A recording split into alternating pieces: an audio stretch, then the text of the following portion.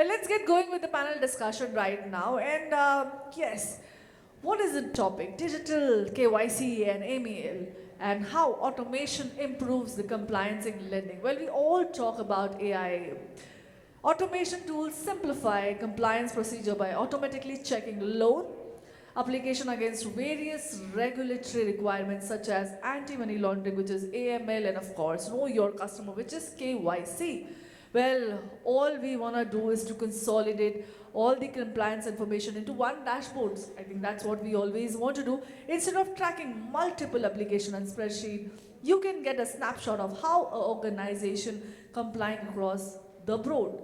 But let's not, keep on talking on that. Let us invite our panelists who will be speaking more on this, briefing us, guiding us, and sailing us through this fabulous panel discussion happening right now. I'll call upon Mazin Abdullah, Head of Co-Lending and Fundraise CRED. Can we have you on stage? Come on. Huge round of applause for him. Well, our leaders are here and they'll definitely share their insights and experience with us. And joining us is Sumit Sharma, Founder, Director, Radian Finserv. Can we have you on stage once again? Huge round of applause for him once again joining you. Thank you so much. Vikas, Dhankhar, CTO, NeoGrowth Credit. Can we have you on stage? Huge round of applause for Vikas, Dhankhar. And of course, joining is Ajay, Bhatia, CRO, Cholamandalam Investment and Finance. Zordar talia ho jaye everybody, come on. Next is joining us Gaurav, Mishra, Head Credit Fibe. Can we have you on stage as well? Well, wow. Looks like our panelists this time are very dynamic like always. And this is again going to be a very power-loaded one. Nitin Agrawal, Founder, CEO of Navadhan Capital, moderator of this panel. Can we have you on stage as well? And our panelist, one more panelist, Pranav, Dongare, VP Credit VoloFin. Can we have you as well? So we are all set right now. Looks like we're going to have a fabulous session. And of course, we all want to dive deep into this topic, though we have been talking about AML and KYC, but what's the importance? And let us get more insight, and I'm sure you'll address at the end to our fabulous audience. Let's be a little interactive. This is going to be the last panel discussion, and I really want, if you have any topics to discuss, feel free, right? Okay, over to you, sir. Yeah. Thank you so much. Well, sounds like a very boring topic, right? KYC and AML. But thanks to a lot of action coming in from RBI, we seem to be hot plate right now as well. So thank you so much for being there. But tough time, last session after lunch. It's going to be a little drowsy, and I'm lucky to have a very big panel here, so I don't need to worry about speaking too much. But before we jump right into it, must tell you, very eclectic panel. We have companies who are very seasoned here, people who are very seasoned in this space, companies which are building new gen businesses, companies which are in cross-border, companies which are in retail, in corporate, in variety of businesses. So we'll get a fairly diverse view to understand the subject and perhaps deep dive and click on a few exciting points. Let me just request my panelists to kind of give a line of introduction about themselves and the company they work for, and then we'll straight perhaps jump into the topic. So Mazin, why don't you just let us know about you, your company, and then maybe the next. Hi, this is Mazin from CRED. I lead co-lending and fundraise. And I've primarily worked in fintechs like Bank Bazaar, Lending Card, and Standard Chartered Bank. Shall I go next? Hi, my name is Sumit Sharma. I am the founder of Radian Finserv. It's an NBFC in the field of gold lending. And prior to this, I've worked primarily in the banking and financial services space. I'd also founded a microfinance company about 6 years ago. Hi, my name is Vikas. I am CTO at NeoGrowth. It's an NBFC. We are into MSME lending space. Thank you. Good afternoon. I am Ajay Bhatia. I am CRO for Chola. I am with Chola since 2003 and in BFSI since 1994. Chola, as you all know, is an upper layer NBFC into diverse businesses like vehicle finance, home loans, lab, SME, secured personal loans and unsecured personal loans. Thank you. Hi, good afternoon everyone. This is Gaurav. I belong to Fibe. Formerly it was EarlySalary, and we are in personal loans lending, that is app-based lending currently. Thank you. Hi, good afternoon. I'm Pranav and I'm part of VoloFin. I'm taking credit, head of credit here. And we are a trade finance startup headquartered in Singapore, primarily focusing on invoice financing for Indian exporters who are exporting their products to overseas geographies. Thank you, gentlemen. Fairly gender concentrated panel. Can't help it, but I'll still go ahead. So let me just take a few seconds to introduce myself as well. Name is Nitin Agrawal. I run a firm called Navadhan. We are a rural small business financing fintech. We work in collaboration with other banks and NBFCs, try to discover and curate loans for rural small businesses. Having said that, this panel has got most people coming in from credit backgrounds, and we have one guy who's the CTO. So I'm sure we're going to have a lot of fun talking about it. These days, none of the conferences, none of the meetings is complete without talking about AI, talking about ML. But guys, here we're talking old-fashioned AML, and quite often, please do not confuse this with AI ML. This is essentially anti-money laundering. But before I jump into it, and before we discuss what's happening today, what is going to be happening, I think it'll be good to reflect back and see what used to be the situation going back a few years. So may I request Ajay sir to kind of throw some light. Sir, this whole KYC, AML seems to be gaining ground last 2 decades. But what was the KYC, let's say 2 decades back? And what has been that journey? Oh, it's very interesting. Actually, if you talk about KYC, KYC today is like, our mobile phone. We cannot live without mobile phone, we cannot live without KYC. About the person. Looking at the customer, he tells his name is so-and-so, and of course, we believe, we trusted, we did some verification. So things in life were totally different. There was no mobile, no validation. There was no way to contact the customer and reach at his place.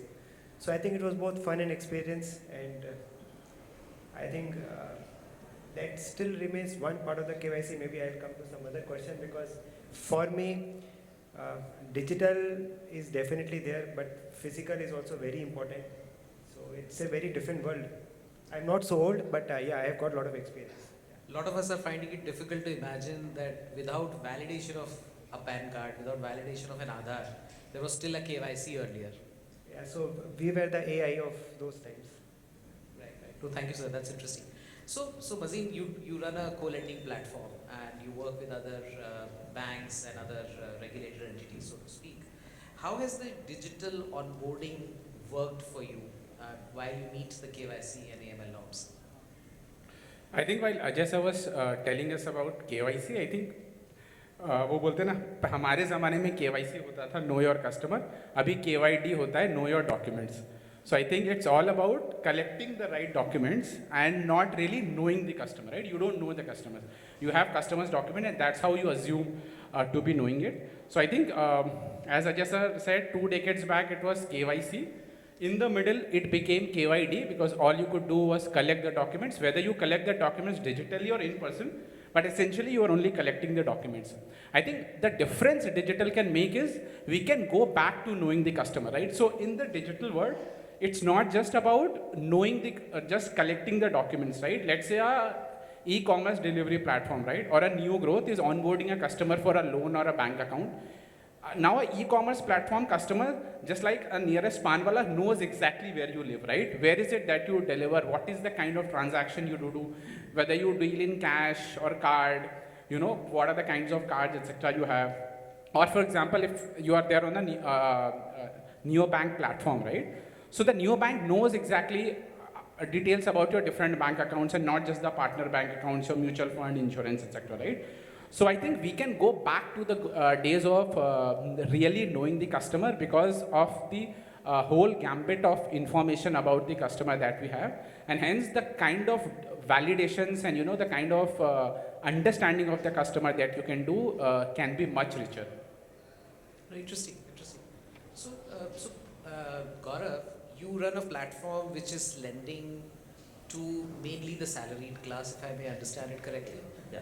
How easy or difficult do you see is the digital journey for you to look at both KYC as one unit and AML is the other?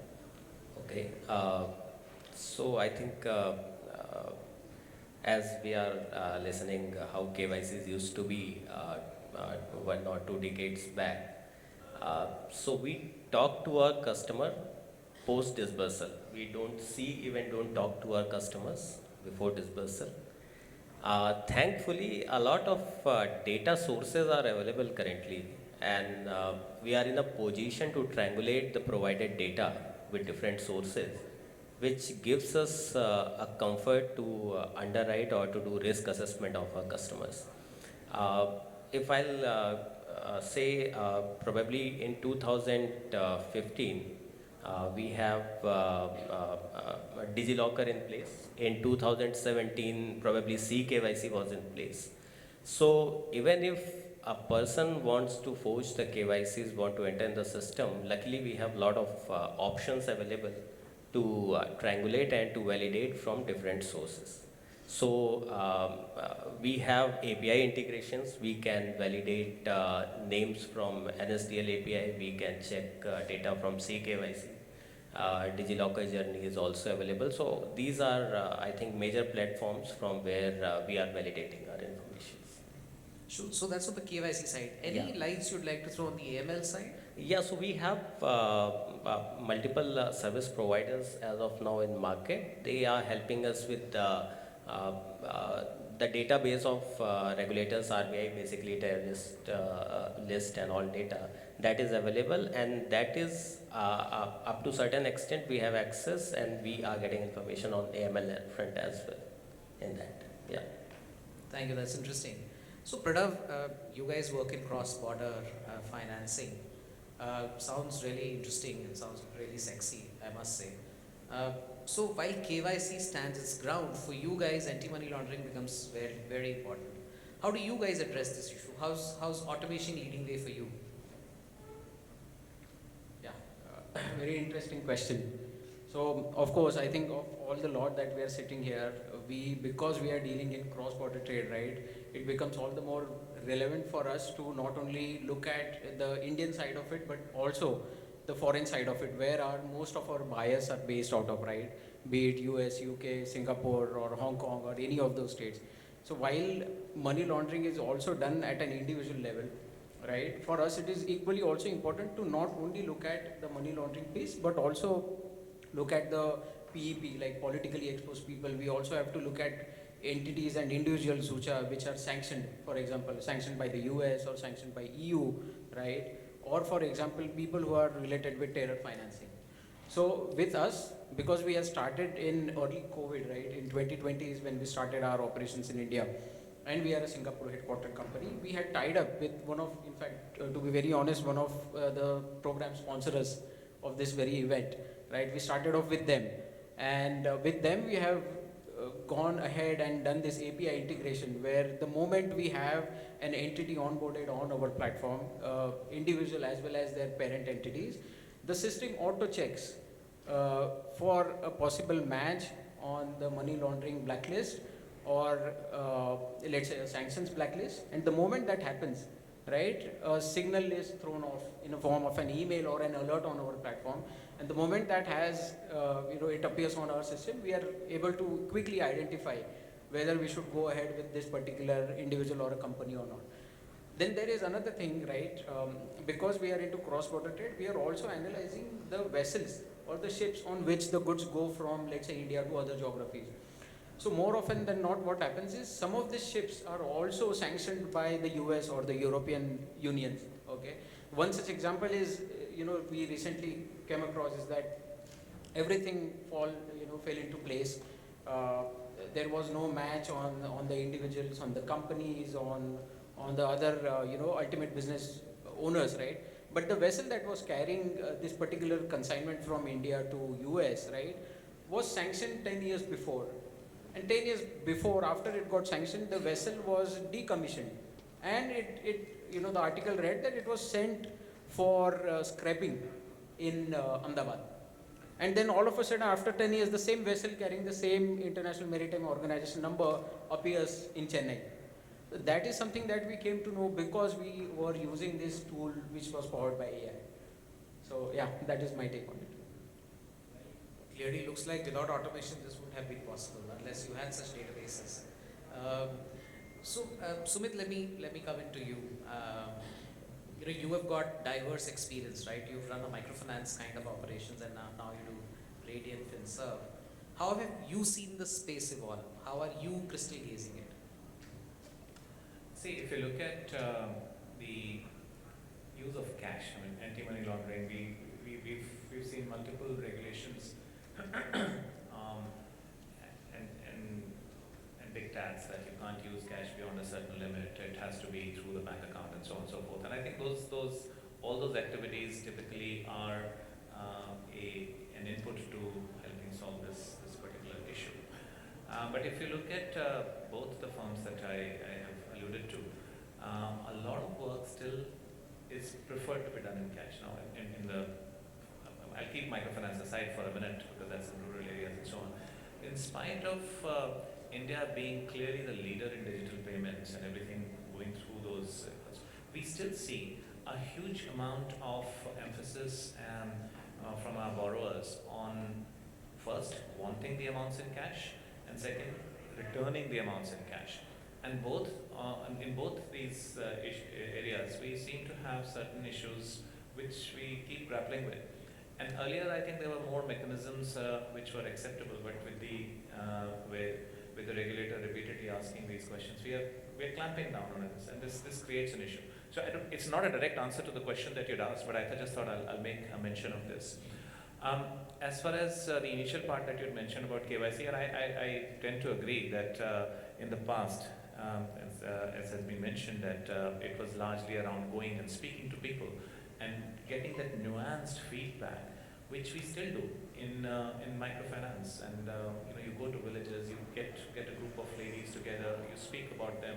I've seen very often the self-selection and deselection. I've seen in multiple such groups where somebody says, actually, I don't want her in my group because she's troubled, she'll not repay, she'll fight, etc., etc. And those kinds of insights, any amount of technology will struggle to provide to you. So yeah, there is a role for technology, like you mentioned. There's a role for getting that documentation standardized, but that nuanced information, I think we still have some time to go. Chances are it will evolve and develop, but I don't think we are there yet. So sure. So the soft issues under underwriting which have to go beyond automation. Very interesting. But let me come to Vikas now. Vikas, you had technology in a very, very exciting company. You guys have done incredible job in looking at these mid-corporate space, small business space. I don't know how you define them, but for your space more specifically, how are you seeing automation drive the magic around how you lend it, both using KYC and the AML lens? So, the way automation helps us, right, and how it is keeping us ahead of the game is mainly because two things. One is from a customer perspective, right? The customer want to get the eligibility criteria as soon as possible, right? So, and on top of that, coming back to the digital KYC, right? So, the turnaround time to ingest those documents into your systems and come back with that eligibility criteria, or to consume other information like bureau information, your banking information. So, automation plays an important role. The speed I talked about, and then the authentication of the information, right? So if it is not automated, then there are chances that the information might be slightly corrupt, right? Or you will struggle to collate and make sense out of it. So automation plays a big role over there, and operational efficiency, plus it also helps cut down the risks of fraud, right? You have less manual touch points, you have lesser opportunity to play or to interrupt the information that is flowing through your systems. So that's where we are. Interesting. Ajay sir, you run a very diverse business. On one side, you have very high ticket commercial vehicle loans, then you have small ticket loans. And I'm sure one size doesn't fit all. There may be a need to look at the customers differently, the workflows differently. What are your insights in terms of how automation has played a role on both KYC and AML side? Yeah, so we have actually 6 different business divisions. One is vehicle finance, Largely we finance to commercial vehicle owners, but we are also financing cars, MUVs, tractors, construction equipment, so on. Then we have housing finance, mostly on the affordable side, loan against property. And we have personal loans. So there also we have two divisions, one we call traditional, which is the high ticket personal loan, and the small ticket personal loan. We have secured business and personal loan also, and we have SME funding. So as you rightly said, now these are multiple businesses and each has got a different not only model but a way of doing business.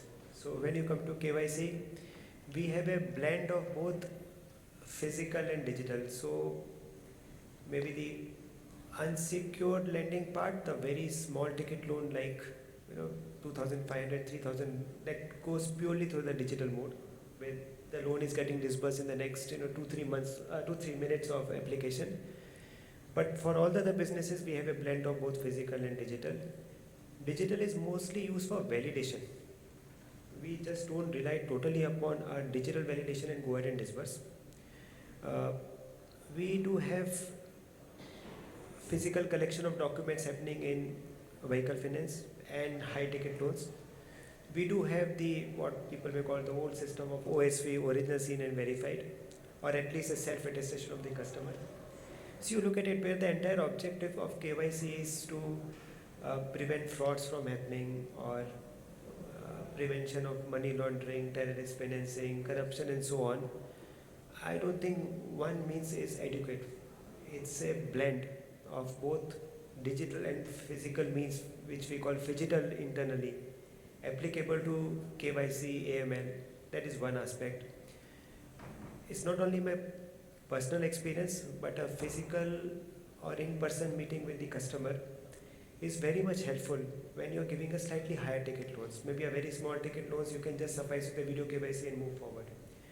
But to assess a customer's, to a certain extent, maybe intention, but more to do with capacity, to understand his thinking, his planning, how he's going to generate money to repay the loan EMI, still in-person requirement is there. We have everything in-house in our organization. We don't depend upon external agencies for doing a field credit investigation or for correction or for underwriting. Meeting the customer there, again doing a reference check, still exists in India today, except when you're lending money for a bike or a car, the neighbor doesn't know you, that's a different thing that is starting to come. But otherwise the flow of information is still high. We still use Google Maps, but don't mind talking to a person to ask for a route on the way. So that also exists today. So I think India is perfectly placed in that, and in my view this balance should continue, and the entire objective is not going whole hog physical or whole hog digital. The objective is to comply with KYC and AML in the true sense, in the letter of the spirit, and to the benefit of both the borrower and the lender. And this is what we have achieved in our organization. Since 1978, the company is giving loans. I'm here since 2003, seen all models happening, and we are growing bigger and better. So I think the phygital model runs best in my view today. So we have a very deep respect for your brand and the kind of business that is built out there. And a lot of the new gen companies probably are looking at the top 1/3 of the market where digital inclusion is very high. So sometimes we fail to appreciate the fact that the bottom 2/3 of the market where digital inclusion is less, there the physical also continues to play a substantive role. Having said that, Mazin, let me come to you. Would love to understand how you see artificial intelligence changing this landscape. Where do you crystal gaze and see how it's going to impact either risk rating scores or any of your workflows?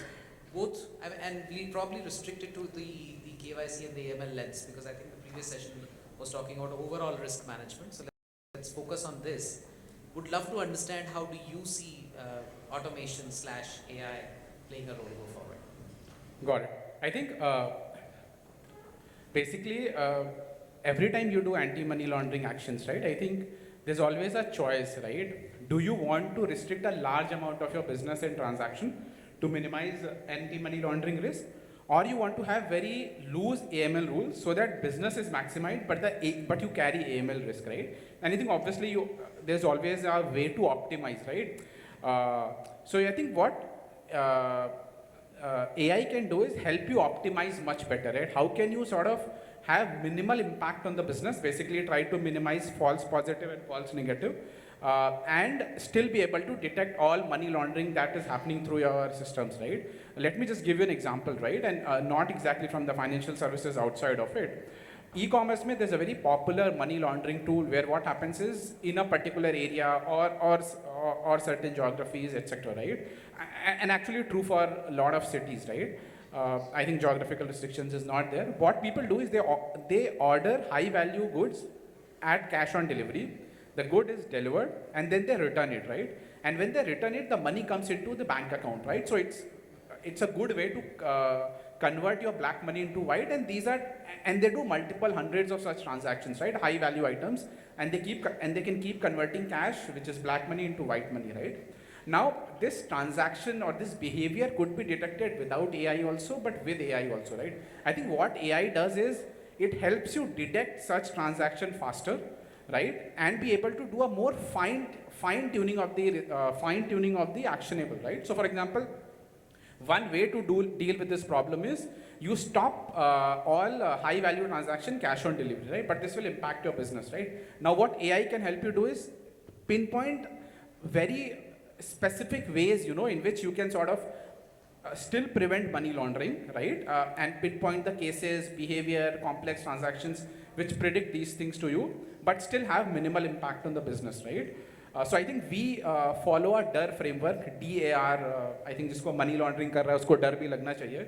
So it says detect, analyze, and in real time, right? So ability to detect complex transaction, anomalous transaction, high value transaction, high value data, structured, unstructured, and then analyze it, right? No matter how complex, large the transaction, analyze it as fast as possible and do it in real time, do it instantly, right? So that you're able to detect such patterns, identify such patterns, report such patterns, transactions to FIUIND, and stop such transactions instantly, real time, as soon as possible, right? So I think that is where we feel AI and ML can do a better job at identifying the AML risk with very minimal impact on the business.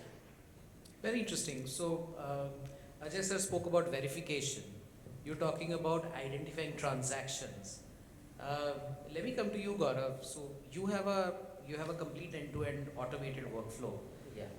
And obviously, I presume that you also rely a whole lot on these, like you mentioned, NSDL and other APIs to do verifications.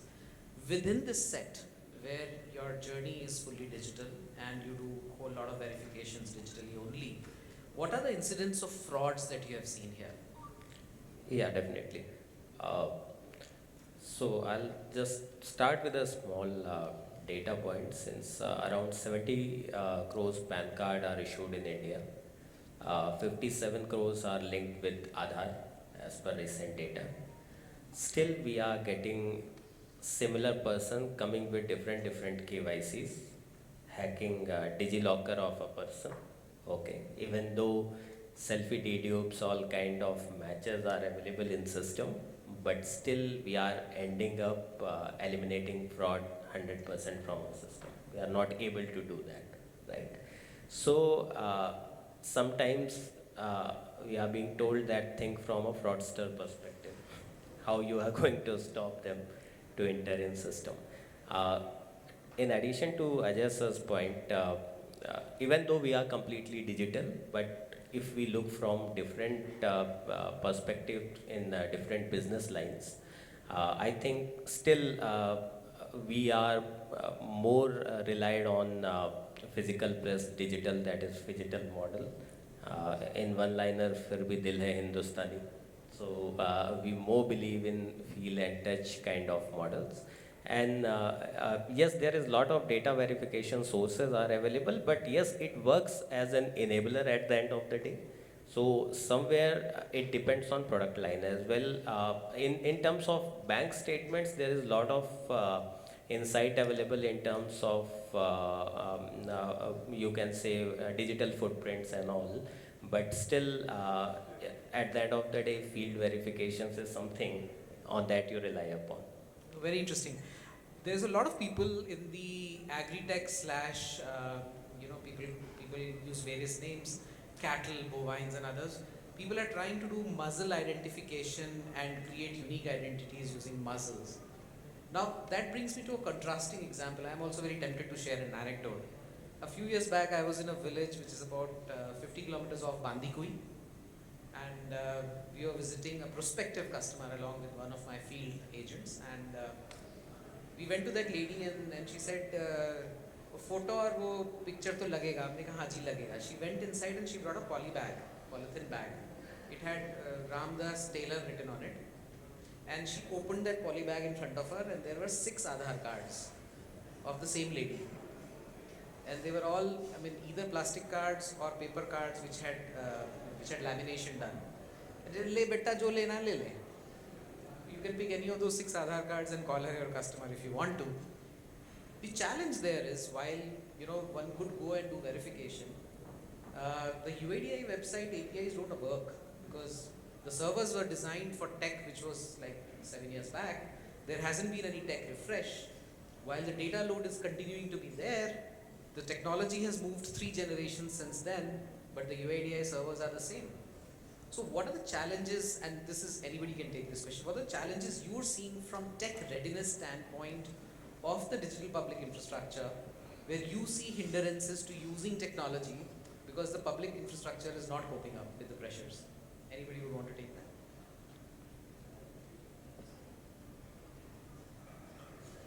Yeah. Go ahead, Vikas. So, I think the challenge is that the investment that has to be made into the tech is not that much. Whether it is a conscious decision or a biased decision, more towards the business and not keeping the tech at the forefront of it. Right? आप थोड़ा gloss कर रहे हो. Let me ask you very openly. Do you think instead of bureaucrats, we need technocrats running some of these offices? Say that again? Do you think instead of bureaucrats, we need technocrats driving the agenda around digitization? Eventually it will happen, whether we want or not, right? So, I was reading somewhere for an automobile company, right? That who do you think, the question was that who do you think would be the CEO of this company towards in 10 years down the line? And the answer was that probably a computer engineer. And I'm pretty much confident that it would eventually be, because the pace at which technology is moving, you need to have a very close understanding of it, not just the superficial understanding in terms of the use cases and what can solve it, right? So a couple of examples I can put from InfoSec perspective, right? Wherein the CISOs at times just try to look at what is the product that can address this from a checkbox perspective, right?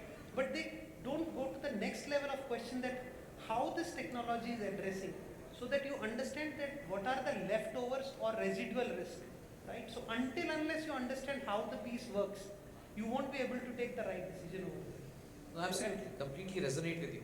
I see a lot of conflict between people mixing up automation with AI as well. So you picked up the mic, please go ahead. So I'll just add to it. See, sometime before there was a Hindi movie called Dhoom. I think some of might have seen that movie. So in that movie, it's very simple. These thieves, they go and rob banks, and they have super fast bikes. The police try to chase them with their, I don't want to blame anybody, with different types of bikes. Eventually, to catch up with the thieves, they had a different types of bikes, different strategy, different modus operandi, and they finally could succeed. So what I also think is, if not a fraudster, we'll have to be one step ahead, or at least try to be closer to how so many things are happening, like maybe hacking or ransomware or digital theft or, okay, not Rashmika, deep fakes, whatever. But that's what is happening today. So when you say the tech part, we, the companies, the users also have to develop our systems differently. It would not be a bad idea to recruit ethical hackers in our companies to understand how we can prevent frauds. So that is, maybe we can... Very interesting, sir. Gaurav is talking about think like a fraudster. You were talking about have ethical hackers. Yeah, of course, ethical hackers. Vikas is speaking about upgradation of tech. Very, very insightful. Let me come to Sumit. Sumit, go forward as we move in this journey. Where do you see the markets 5 years from now? And I go back to the terminology I used. Will people be able to differentiate between AI and automation? Well, I hope so, because I think you made the point that there is not a full appreciation appreciation of the fact that AI is a completely different animal. I had made the point earlier in a different discussion that if we go back multiple decades, there was the invention of electricity, which changed the way the whole world worked. Then at some stage in our lifetime, I think the computers came in, and obviously everything changed in the way people work, they think, they evaluate, analyze, and so on and so forth. Then of course there was the internet. There was a comment I remember on one of the news channels, CNN or BBC, that if you remember, we used to go through some of the people are fairly young, they wouldn't know, but when you used to dial into the internet and there was a noise, and then subsequently today everything is on broadband, without Only the wireless 80s children connectivity. will know that. Only the 80s children will know that. The young Yeah, ones yeah, will that's what I said. Some people are fairly young over here. And I think if you just continue that analogy or that level of landmark events, I would expect that AI will start to become a part of people's lives, and the differentiation will continue. Coming to your question, yeah, I think it should be there. I mean, there are already activities where AI has completely replaced the human intervention, including, for instance, the need for a call center telecaller. There are entire conversations that are being carried out with nuances around, okay, you live in this part of the world, how's the weather there, and so on and so forth. And I think that will continue in our lifetime, actually not lifetime, in the next few years, 5 years is what you mentioned. We should see more of this happening, but to what degree, it's very difficult for somebody like, anybody over here to, I guess, predict. There's one point I wanted to make which is slightly different from the question that you'd asked, but related to some of the stuff that you had mentioned, that technocrats versus bureaucrats. I run a company. I understand that technology is very important for whatever we are looking to do and how it will shape. Yet I can't code. I mean, I don't have that competence to be able to do this intelligently and efficiently. So I have to depend on something. I fully understand that there is a need for people who understand this to be able to drive and give the direction to this entire movement, if I may call it so. Sooner or later, like has been said, it will happen, whether you like it or not. But I think that is an important point, that there is a specific set of competence which is required for people, and sooner they get on with it, the faster it will be. So a whole lot of talk around it, a whole lot of glamour around it, but perhaps the magic lies in detail, right? The magic lies where it works, and therefore perhaps people who are driving it also need to get into details. Pranav, before I draw to the last quotes from everyone, you gave a wonderful example earlier about how cross-border trade risks could be managed. Is there a way that KYC and AML can be used from a risk rating standpoint, instead of using it as a gating criteria to say that either you pass or you fail? Is there a role of rating in KYC/AML digitization? Okay, so to be very honest, because we are not regulated as an entity in India, okay, our focus is primarily not on the KYC. However, it is on the actual trade that takes place between the exporter and their overseas buyer. So I would suggest if you can pass this question on to someone who is actually using that tool. Mazin, here you get it. Yeah. I think risk rating in the KYC and AML framework, I think risk rating unfortunately is one of the least appreciated aspect of it, and I think in the recent years the importance has increased. RBI has also fined a few NBFC over not doing risk rating. I think risk rating is an extremely essential tool. What it does is, you see, at the end of the day, what you have to do is you have to prevent money laundering, right? And now if you know the customer, you should be able to classify them into various, based on their KYC, based on how you know the customer, their probability of AML, right? How probable is this customer to do anti-money laundering, right? Based on that, you classify the customer into high, medium, low risk. And this risk rating is based on customer's demographic, transaction, product, where does he live, what does he do, what is his financial status, social status, etc. And then what basically it does is that, for example, a 10 lakh a 1 lakh cash transaction could be an example of money laundering, could not be, right? So what you can do is, for a high AML risk customer, you can say, okay, if this customer who is high risk does a 2 lakh cash transaction, this is a potentially suspicious transaction and I may want to report it to FIU. However, if it's a low risk customer who does a same transaction, right, I think it may not be a suspicious transaction for you. So I think AML, KYC risk rating is an extremely powerful tool, so that you focus your effort on, let's say, 2 or 3% of high risk. So typically in a bank or NBFC, you'll have 3 or 4% of high risk customer, another 10-15% of medium risk customers, and 85% of your low risk customers. This percentages may vary, but largely this will remain the same. So if you can focus your AML actions on those 3 or 4% customers that you have, and on select degree of high risk transaction, I think you can get a more sharper results on the AML. So I think risk rating, though underestimated, is one of the most powerful tool in AML tool. Ajay sir, before we close, and I can see the timer blinking, you started by telling us last 20 years there's been a journey.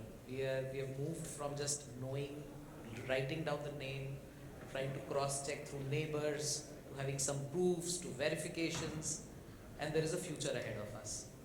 How are you crystal gazing? And do you think automation being a game changer in this? Well, if we go by maybe the recent circulars or the recent requirements coming up from the regulator, 2-3 things are coming up quite clearly. One is there is an intention to move towards what is now being called interoperable KYC, which means there would be standard KYC interusable by banks, financial services, insurance companies, securities, and so on. Second thing, what is now coming up, is already work happening, is the extra layers of authentication and verification which are going to be required. We have instances seen and experienced, like one mobile number being linked to multiple accounts. We have cases where the same customer has opened multiple accounts with different KYC. Third area, which is obviously in a lot of news for various reasons, is the fintech lending going on. So to curb maybe unauthorized lending through some apps, that will be the focus area. Talking about risk rating also, FATF is pushing for domestic PEP. The regulator is yet to roll out a policy for that. You spoke about multiple Aadhaar. We have seen cases of multiple PAN. I have come across multiple PAN both linked to Aadhaar. So there are a lot of interesting things which can happen in our world. Third thing, if you relate, there was a recent caution advice given by the regulator, I think just a week before, where again the intent is coming up. They want all PAN and Aadhaar to be linked. They also asked detailed validation to be done through bureau reports. The bureau reports throws up the address, throws up the mobile numbers. So again, they want us to do more diligence on that part of view. Detailed validation to be done through CKYC, geotagging, this handset location setting, whatever. I'm not a tech guy in that sense. So if I look at all the 3-4 together, I think automation is going to play a very critical role, even a more critical role in going forward, but as a more strong supportive tool in the KYC AML journey. Not a tool which is going to replace so many other things, but definitely a good support for proper lending and adhering to all KYC requirements. That's how I see the things coming up. Thank you so much, sir. I don't think I can top those words of wisdom. So with that, we take the panel to a close. I'll request the MC to take over from here.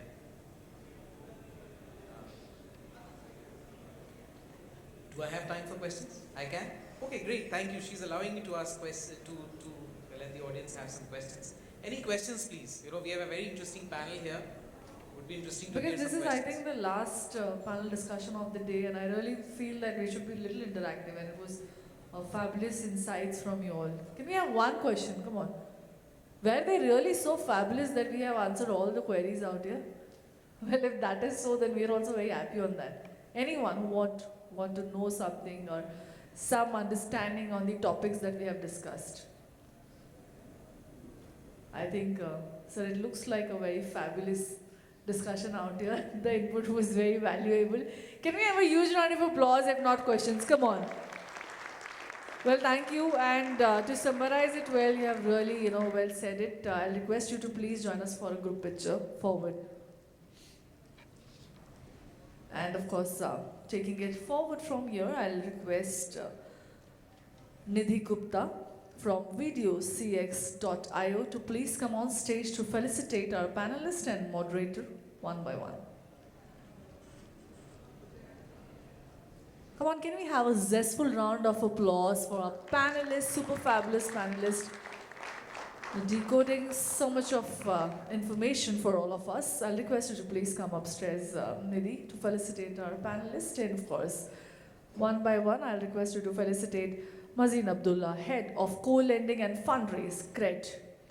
Thank you, and I'll request you to please join us on the middle stage here, center stage here. Thank you. Come on, can we have a huge round of applause for Mazin Abdullah? Thank you so much, for your absolutely constructive insights, and we're very glad that our leaders have joined us. Calling upon Sumit Sharma, Founder, Director, Radian, Finserv, to please come forward and accept the token of memento from us. And thank you so much for joining, sir. Come on, can we have a huge round of applause?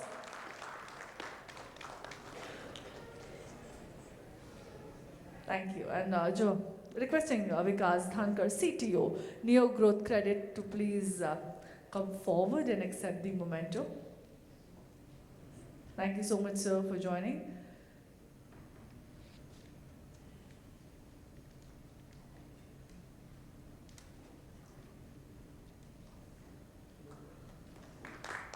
Come on, can we have a huge round of applause?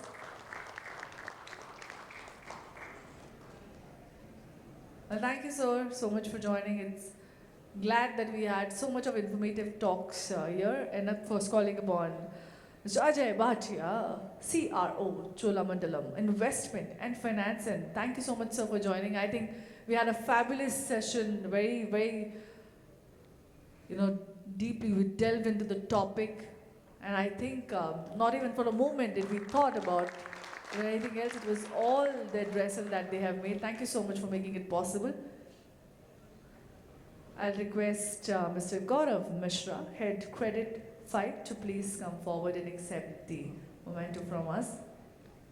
And of course, a goodie bag from Altair. Looks like a very fabulous one. Well, thank you, and really, we are very glad to have each of our leaders out here. Colleague Pranav Dongare from VoloFin, VP Credit. A very gracious of you that you have come all the way. Thank you so much for joining us. Please accept this memento from us.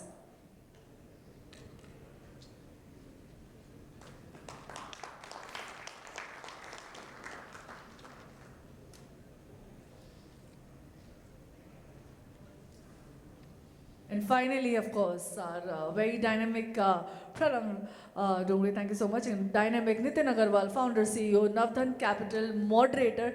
I think he had very amazing questions framed already. And I think that gave a very powerful impact of this panel discussion. Well, Mr. Nitin Agrawal, thank you so much for moderating this power-loaded session. Thank you so much. And can we have a group picture of all of you along with the bouquet and the goodies? Yeah, please. Please wait for a group picture. Yeah. Thank you for joining. It's absolute pleasure. So please, group picture. So you have conducted this in a very nice way, because I think though our opening panel discussion was very fabulous, but ending has to be super fabulous. So please, all credit goes to our entire panel discussion. I look forward for having everyone on the center stage for a group picture. Yeah, with the mementos, of course. Yeah, mementos ke saath, and we have this amazing bag, goodie bag, which is a very fabulous one. We should cherish it, I think so. I think थोड़ी तालियां हो जाए, चाय है, tea coffee है.